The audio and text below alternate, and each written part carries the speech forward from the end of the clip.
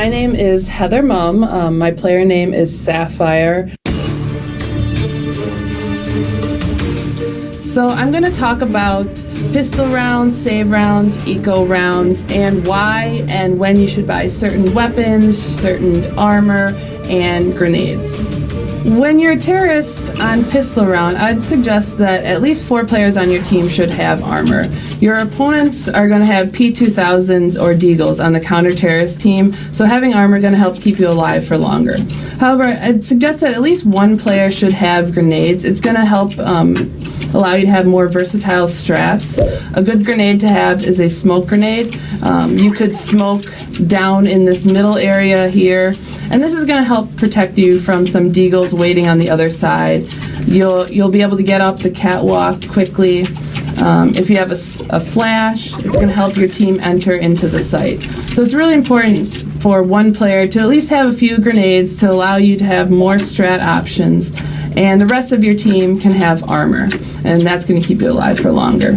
As a counter-terrorist on your pistol round, you're going to do a few things different than you would on the terrorist side. The default gun for terrorists, which is a Glock, isn't going to kill you in 1 shot. Therefore, you really don't need armor.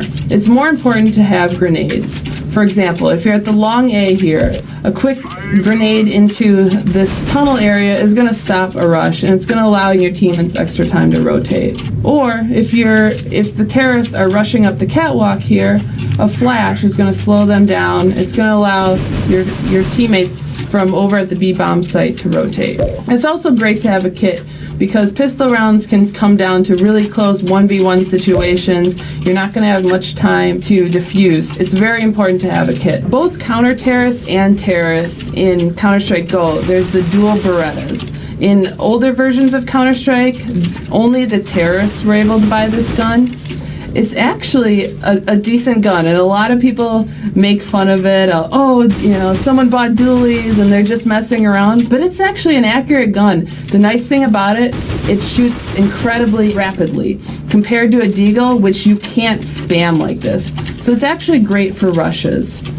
So if your opponent's rushing up here and you spot a lot of them, you can actually do some decent damage. You're not going to get the headshots like you do with a Deagle, which are 1-shot kills similar to this, but you are able to spam and you are able to do significant damage with these guns. If you lose the first round, you're going to be on round 2. You're not going to have a lot of money because you didn't win that round.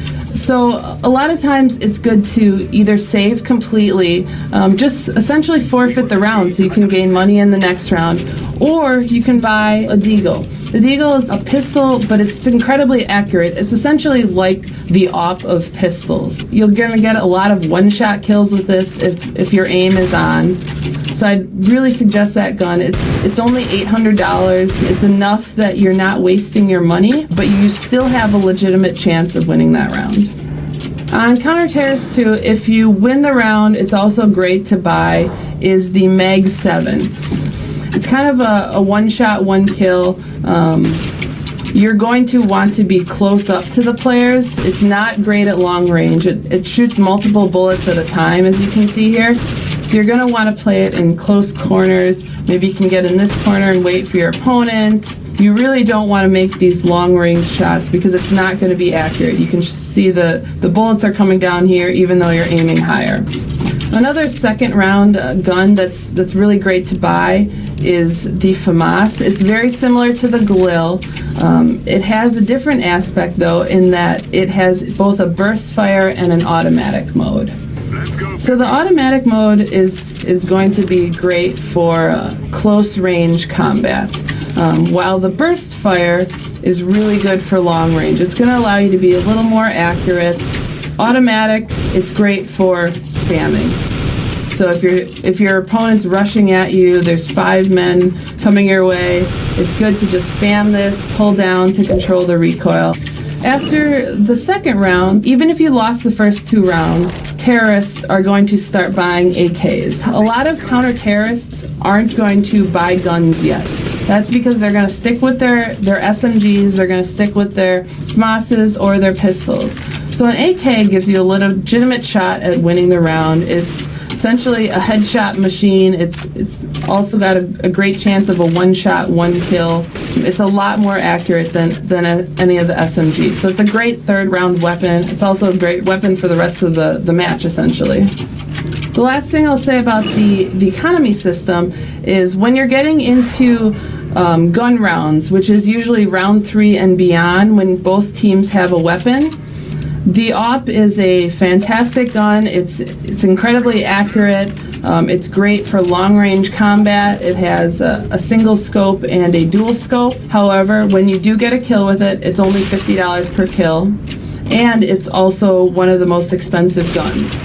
So you're not going to want to have many of these on your team. You're going to want 1 or 2 per team at most. The other guns you should have will be on a counter-terrorist team. You're going to want the M4, which it's going to give you slightly more money per kill, $300 compared to $50 with the AWP, but it's not as great for long-range combat. However, it's fantastic for stopping rushes.